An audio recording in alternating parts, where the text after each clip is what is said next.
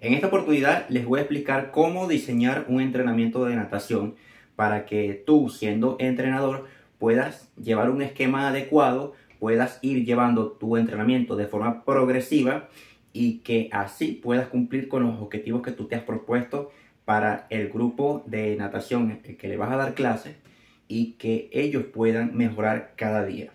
Debes de saber que tú como entrenador debes de tener una planificación, una estructura para elaborar tu entrenamiento. Hay muchos entrenadores que por salir del paso o porque realmente no conocen cómo es la estructura de un entrenamiento de natación, simplemente ponen las cosas por ponerlas, por tirar flechas. Entonces, en base a mi experiencia y a las recomendaciones que he recibido e igualmente a los estudios por los cuales yo he investigado cómo se diseña un entrenamiento de natación, te voy a explicar cómo se elabora. Te lo voy a explicar de una forma sencilla, de una forma superficial, y esto va más que todo enfocado para grupos intermedios y grupos avanzados, igualmente de alto rendimiento o incluso de alta competencia. Entonces, debes de saber que antes de comenzar el entrenamiento como tal en piscina, todos tus atletas deben de hacer la elongación muscular. Tienen que pasar por el periodo donde dichos atletas tienen que hacer movimientos de elasticidad, movimientos de flexibilidad, para que al momento cuando vayan a hacer el entrenamiento no se lesionen, no se cansen tan rápido y así prevenir cualquier tipo de percance.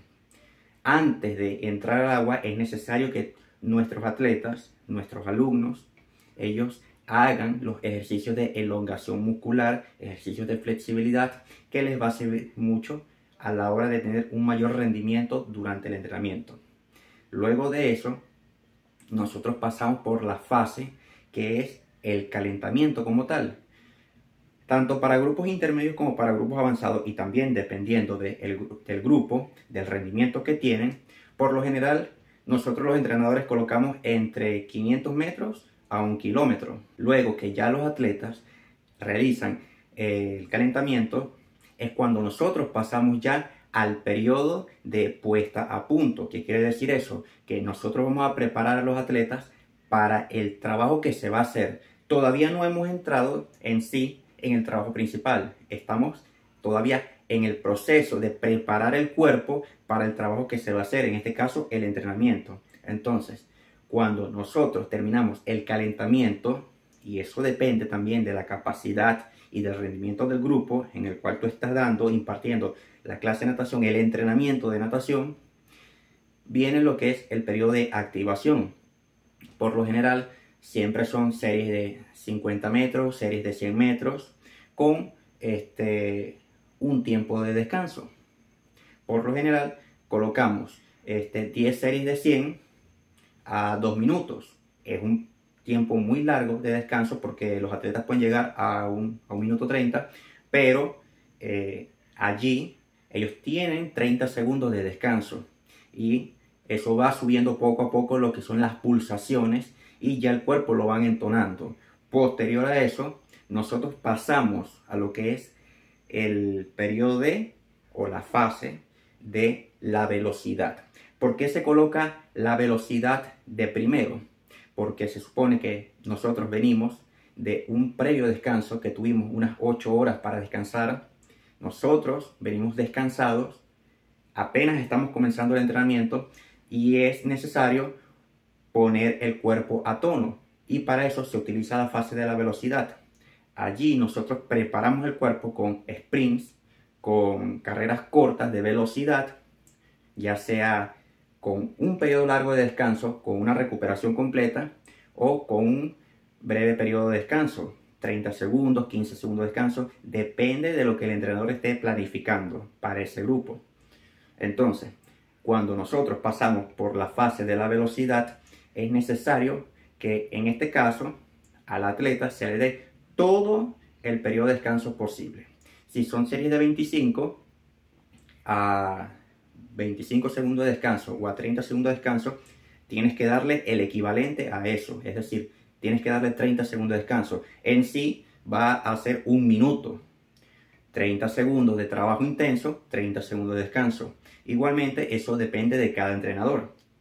También ahí se puede incluir las series cortas de piques de 15 metros, donde normalmente nosotros los entrenadores colocamos que no tienen que respirar porque estamos preparando al atleta para que reaccione rápido con el silbato y que sepa que los primeros metros que va a empezar a nadar tienen que ser explosivos, tienen que ser muy rápidos. Entonces, todo depende de lo que vaya a hacer el entrenador, de la planificación. Si va a trabajar pura velocidad, si va a trabajar resistencia, si va a trabajar máximo consumo. Depende del tipo de entrenamiento que el entrenador haya elaborado. Más sin embargo, aún así, se puede seguir esta estructura de entrenamiento. Cuando nosotros tenemos ya lo que es la fase de la velocidad, nosotros pasamos a lo que es en sí ya la resistencia. Aquí podemos trabajar distancias largas, pero en periodos, en fases. Por ejemplo, 2 kilómetros los podemos hacer en series de 200 metros, series de 100 metros y con un periodo de descanso. Pueden ser 10 segundos de descanso, 15 segundos de descanso. Por lo general se recomienda en este caso que no se le dé más de 30 segundos de descanso, porque si no el atleta tiene una recuperación completa y en sí no está haciendo un trabajo como tal de adquirir más, sino que prácticamente está trabajando en su zona de confort. Aún cuando se trabaja la resistencia, es necesario que el atleta esté sometido a trabajar de forma intensa. Como te dije, puedes trabajar los series de 100, 10 de 100, 20 de 100 metros, estilo libre. Puedes trabajarlo también en series de 200, series de 400 y todo eso en base a lo que tú vayas a ponerle, la variación que le vayas a poner, si son 10 series de 100 combinados, 100 combinados, 100 libres, dependiendo del tipo de entrenamiento y de lo que tú vayas a hacer ese día. Entonces, cuando tú ya trabajaste lo que es la parte de la resistencia con tus atletas, ahí es donde tú vas a empezar a trabajar lo que es la parte de la fuerza. La fuerza aquí la podemos trabajar con, por ejemplo, paletas, con chapaletas. Podemos trabajar también con lo que son las ligas. Podemos trabajar con paracaídas.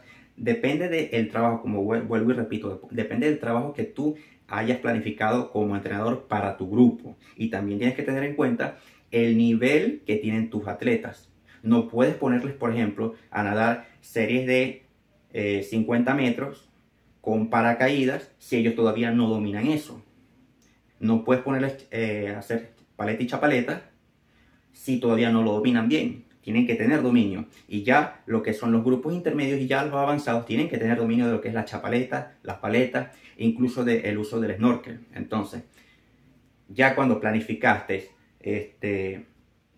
lo que van a hacer en la fase del trabajo de fuerza para adquirir mayor capacidad, entonces es cuando nosotros bajamos la intensidad y colocamos lo que es la parte de la recuperación, la vuelta a la calma. Ahora, hay algunos entrenadores, incluso yo lo he hecho también, donde utilizamos, después que trabajamos la parte de la fuerza, nosotros para, como quien dice, rematar, para ponerle la cereza al postre, colocamos piquecitos, no más de 25 metros, y a veces colocamos 10 series de 25 al 100%, 10 series de 15 metros hipóxico, sin respirar. Todo eso para elevar las pulsaciones del atleta y que ya como se ha venido trabajando lo que es la velocidad, lo que es la resistencia, lo que es la fuerza durante el entrenamiento, bueno, vamos a colocar un poco más de velocidad para que al momento de que ellos hagan eso, les pegue el trabajo y sepan que cuando se les exige velocidad y ellos están descansados, los atletas, estoy hablando de los atletas, cuando se les exija hacer velocidad, ellos van a tener la confianza de que, bueno, si ya yo tengo un trabajo encima y hago velocidad y, por ejemplo, los 25 segundos los estoy llegando en 13 segundos, por poner un ejemplo, si yo estoy descansado, yo tengo que hacer 12 u 11 segundos. Y esa es la mentalidad que debe tener el atleta. Esa es lo que deben de tener en su mente. Y eso se va trabajando también. No por ser entrenadores, simplemente nos tenemos que dedicar solo al agua, solo a la parte de la preparación física. También tenemos que trabajarle lo que es la psicología, la parte de la mente al atleta. Y eso también se trabaja con las palabras que tú le digas, la forma como tú diseñes el entrenamiento, la motivación que tú le des durante el entrenamiento y que tú lo estés acompañando día a día, constantemente, para que ellos sientan la confianza, para que ellos sientan que tú estás allí con ellos, que ellos sientan que tienen un líder.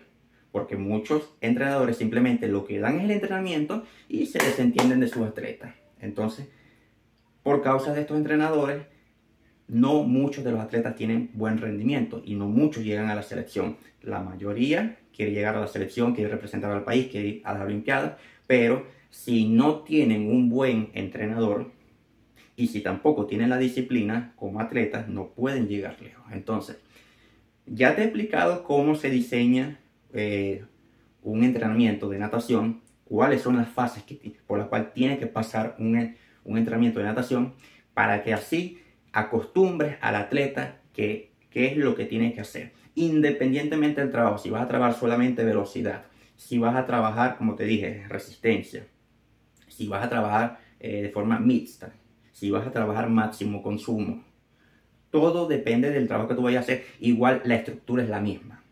Lo que te digo es que no debes diseñar un entrenamiento a lo loco. ¿Cómo es diseñar un entrenamiento a lo loco? Por ejemplo, bueno, vamos a hacer 500 metros de libre para calentar. Luego vamos a hacer 5, 200, 100 libres, 100 estilos. Luego, bueno, vamos a hacer paleta chapaleta, 400 metros. Bueno, vamos a hacer ahora velocidad.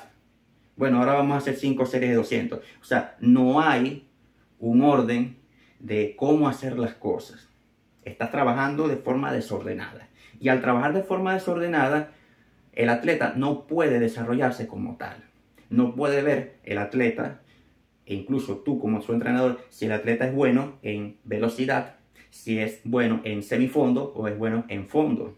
Cuando tú trabajas de forma ordenada y sistemática y planificas un entrenamiento de natación, tú vas a ver en qué fase del entrenamiento el atleta te va a rendir.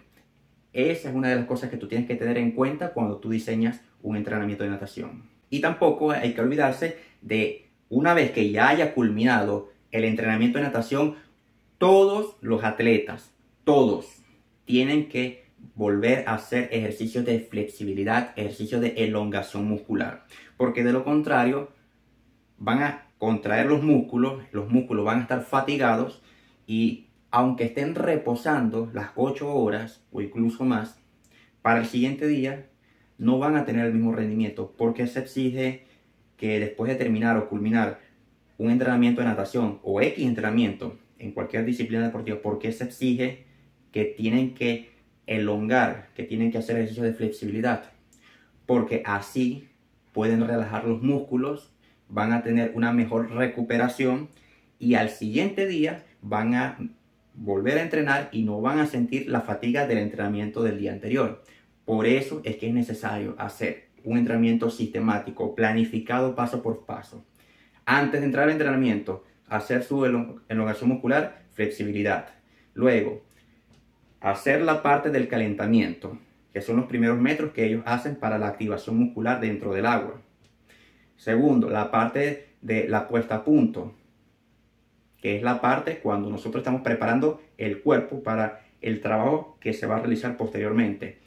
Trabajamos lo que es la velocidad, la parte donde nosotros exigimos el 100% de nuestra capacidad con vistas a aumentar la velocidad constante, aumentar la frecuencia con la cual nosotros damos las brazadas y damos las patadas. ¿Para qué? Para disminuir el tiempo que nosotros hacemos desde el punto A al punto B. La parte de la resistencia, ahí trabajamos lo que es la capacidad aeróbica, que allí es necesario, todo atleta tiene que tener desarrollado la capacidad aeróbica, porque si solamente trabaja la velocidad pero no trabaja la resistencia, entonces al momento que se le exija, por ejemplo, hacer 10 series de 50, solamente te va a rendir en 3. solamente te va a rendir en 4, posiblemente 2 o solamente 1. ¿Por qué? Porque no tiene la capacidad para soportar la misma intensidad de trabajo repetidas veces. Por eso que también se exige la parte de la resistencia. Entonces, una vez que ya trabajas la resistencia, es allí cuando tú pasas a la parte o la fase de el trabajo de fuerza, que es donde trabajamos con los implementos. Puede ser paleta, pull buoy, chapaleta, snorkel, etc. Todo eso para ir, como te dije, aumentando la capacidad y que cada vez tengas mayor fuerza, mayor resistencia, mayor velocidad.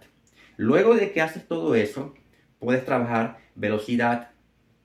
Eso es opcional. Puedes trabajar velocidad por distancias cortas, muy cortas, máximo 25 metros. Puedes trabajarlo con presencia de oxígeno o en ausencia de oxígeno, hipoxia. Entonces, ya que tú trabajaste eso, viene la fase de vuelta a la calma, que es donde tú le exiges al atleta, le pides al atleta que haga, por ejemplo, 400 metros, 500 metros de vuelta a la calma, que ahí es donde nadan estilo libre para volver a llevar las pulsaciones de, si la tenían elevada, la vuelvan a tener a un estado normal. Luego que hacen eso, que salen de la piscina, es cuando tienen que hacer los ejercicios de elongación muscular para que así ellos puedan tener una mejor recuperación, los músculos descansen, los músculos se desarrollen mucho mejor y que para el día de mañana, cuando vuelvan al entrenamiento, ellos tengan un mayor rendimiento y una mayor eficiencia durante el entrenamiento.